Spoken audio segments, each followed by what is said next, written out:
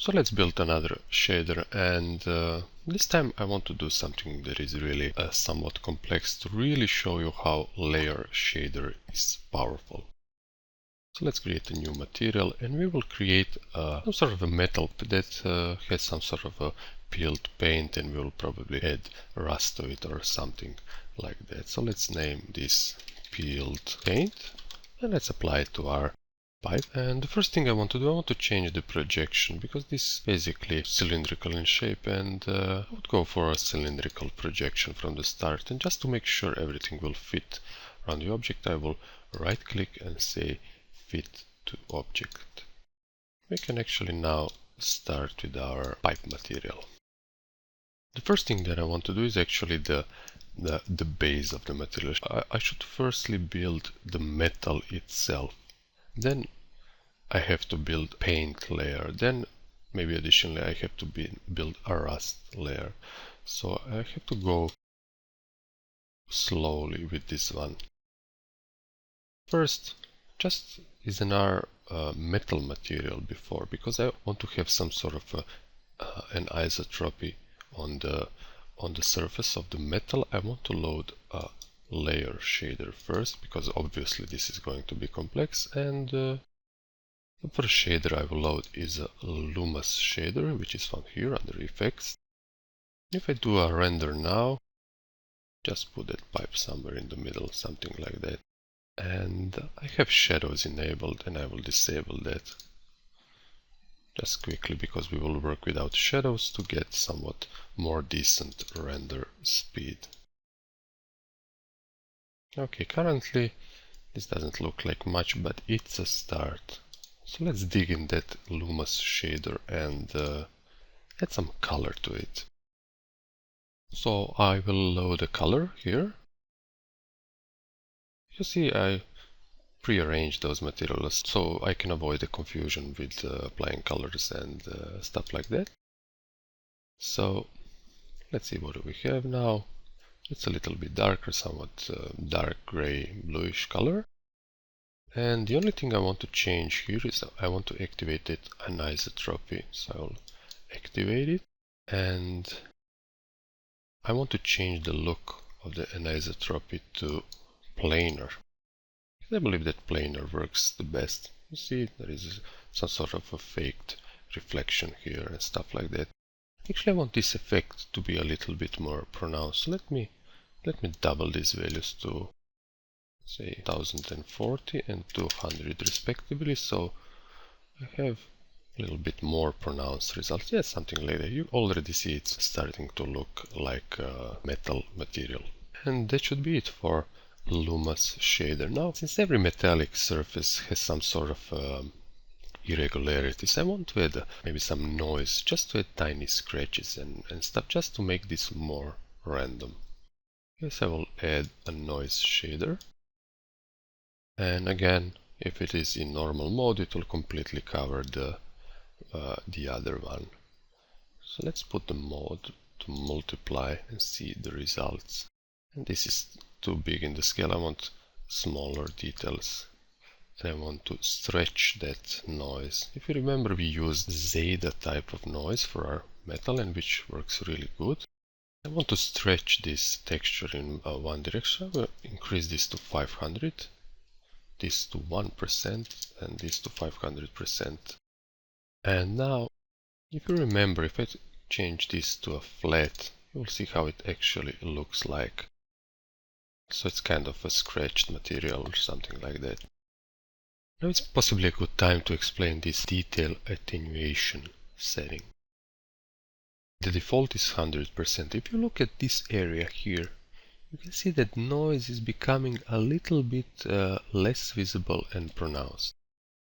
And this detail attenuation controls that settings. If you lower it to 0, now watch this. You see now the surface is much more defined, much more crisp, and looks better.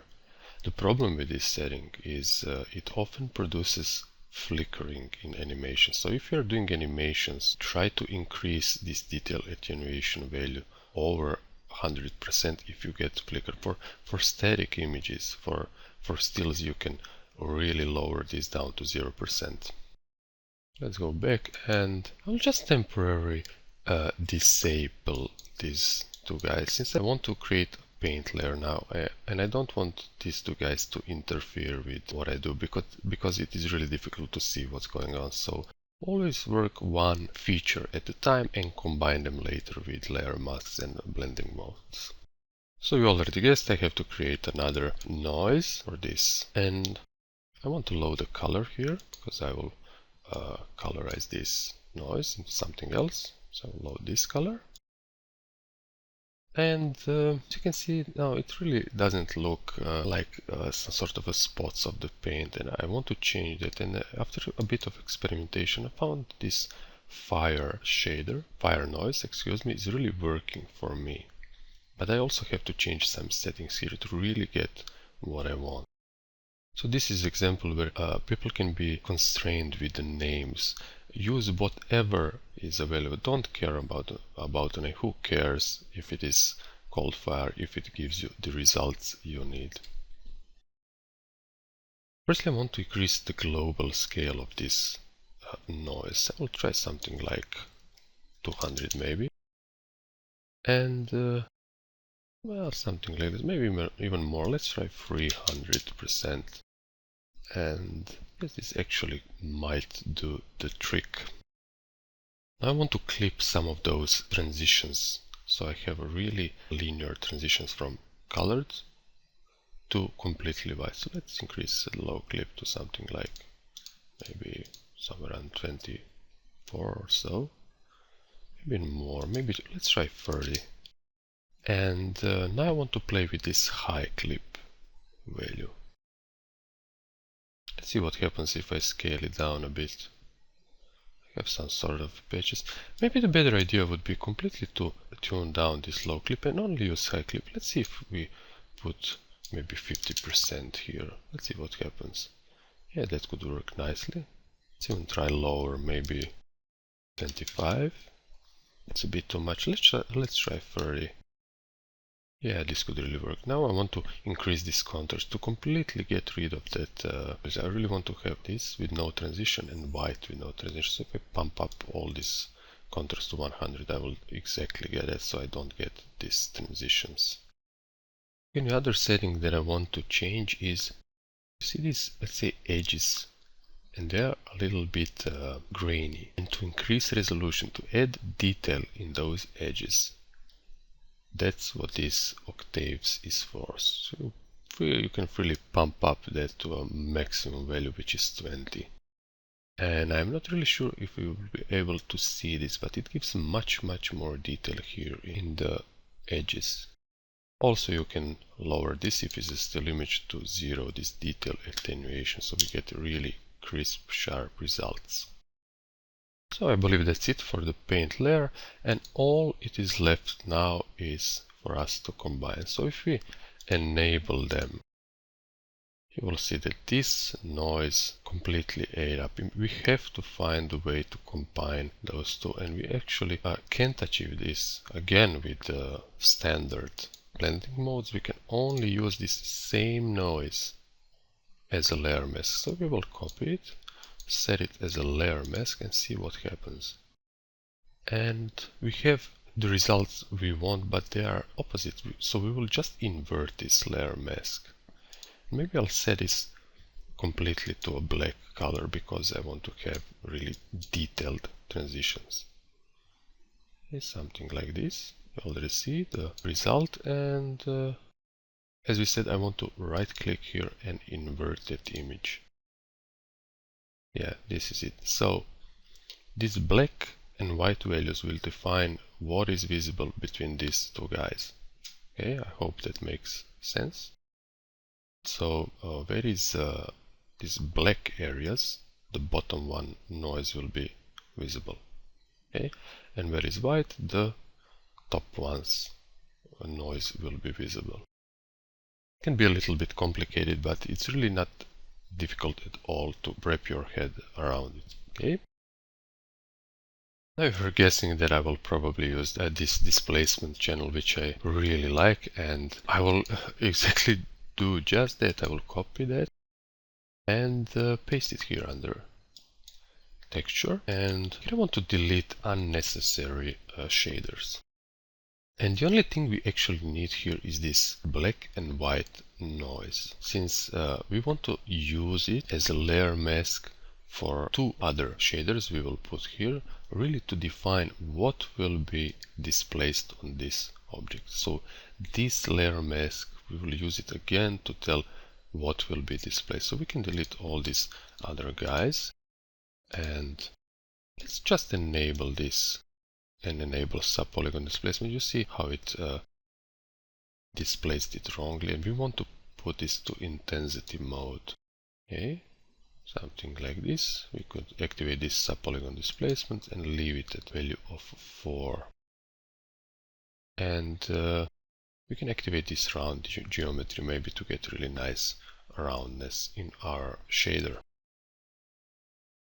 So we have to find a way to tell this shader in displacement channel not to displace this metal part, because I want to add some sort of a noise only to this paint layer. So it looks kind of old and maybe bulgy and somewhat cracked and something like that. And I want to use this layer mask to tell that noise just to be applied here on that violet paint. To restrict this displacement shader, we'll use a color shader. So simply load a color and watch the effect now. Since the color is white, it means displace, and the opposite, if you put it here to completely black, that means no displacement at all. Okay, so black is leave, white is displace 100%, and everything, every shade of gray in between is calculated accordingly. Okay, but be sure to have this intensity value rather than intensity centered. Okay, so let's go back. And now it's just a matter of adding a noise here. So let's add a noise, find something that works for us. So let's just see the results. And you can see this is way too much. And first I want to tune this down to, let's say, maybe paint layers are not really thick. So something like 0.1 centimeter. Let's try that. And actually now see the results are much better. And let's find the suitable noise here. For example, I found that this turbulence guy, or blister turbulence, or displaced turbulence, or this wavy turbulence really work for this kind of stuff. So I will choose wavy turbulence here, go back.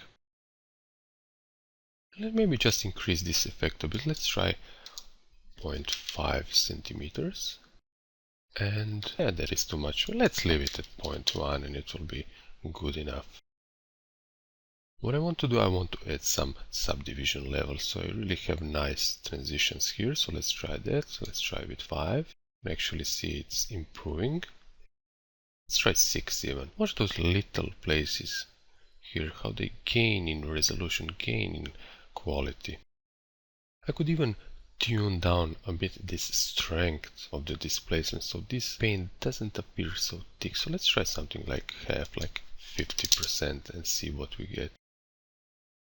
Something like this could really work, and it's really coming along nicely. So here now, from now I can actually add some sort of a reflection. Maybe you see, if I add 100% reflection, it will completely eat up all that. And I will try something really small, like 10 maybe, and see what I get. Maybe even 5%. Yeah, this could work. Always search for the right values. Now we actually have a perfect situation to demonstrate the power of ambient occlusion shader, which can be really used as a dirt shader, as I mentioned. And in this case we will use it as a rust shader, and we will use it here under color. And I will temporarily disable this displacement just to get the render time. Make this reflection also, and enter this layer, and best idea is to completely disable all these channels just to be able to work with the current feature you are building. I want to add a rust shader, so I will create something that is rusty, something like a noise which can have some sort of a colorization to it. Let's try this color and maybe some dark color, something like this could work. This is not really nice, so let's try something else. Let's try the first one. Let's try box noise. See what we get. And this could work. Well, I will just scale the texture down a bit, something like 50%, and let's see what we get. It's even better. Maybe even 25%, just to get more detail. Or even more. Let's try 20. This could work. And I will slightly increase this contrast, let's say to something like 50% to get kind of this result. Maybe lower, maybe 25. And this can be our rust shader. Let's go back, and once again we have to find a way how to combine this noise shader, this rust, into this surface. Because if you use any blending mode, it will pollute this color, it will pollute this lumen, it will not be good. The only way we can get some results are with layer mask, but it will be applied to the whole surface of the shader. And I actually don't want that. I want this rust shader to appear only on the, let me just disable this for a second, enable this color. I want this rust to appear here on the edges of the where the paint is peeled, and here in the these connections, and really in the places you would normally expect it to occur. And there is an extremely powerful shader which we covered in Cinema 4D, and it's called ambient occlusion, and we will use ambient occlusion as a layer mask for this rust on top of everything else. So let me load ambient occlusion here and put it under the noise and use it as a layer mask and see what we get. And for correct mixing to happen, you have to have another shader visible turned on here. So let's do just that and see what happens. And you can actually see the results we are getting. Let me enable all this so we will get a clear picture of what is happening. We have the correct results, but we have to have them inverted. So let's invert this ambient occlusion. Let's try invert image and see what do we get. And this is actually much better, and you can now see that rust forming here and here on this connection, but I really want it to appear also here on this paint, these edges of the peel paint. So let's enter that shader and play with some settings. And the first thing that I want to change is this maximum ray length, because I don't want that self-shadowing to really go 100 centimeters. That is really too big, so I will drop that to something like 20 and see what do I get. I lost the visibility of that rust and I wanted to have it more pronounced, so let's increase this contrast value. Let's try 50% and see what do we have. Okay, something like this. Let's try even 100%, that would be maximum. So to really make a pronounced effect, to show you how you can add rust to your surface. Currently this is not showing any types of rusting here because the displacement is not enabled, and this ambient occlusion calculates only the real indents of real geometry. So you can see it happening here and here like a self-shadowing. So if we enable displacement now and give it some time to render, we'll now actually see those results happen. So you can see that rust coming up from underneath the first paint layer, and this looks really decent. You can now of course experiment with reflections and maybe add something interesting to it, but this is an approach how to create really layered materials and add some nice features as the rust.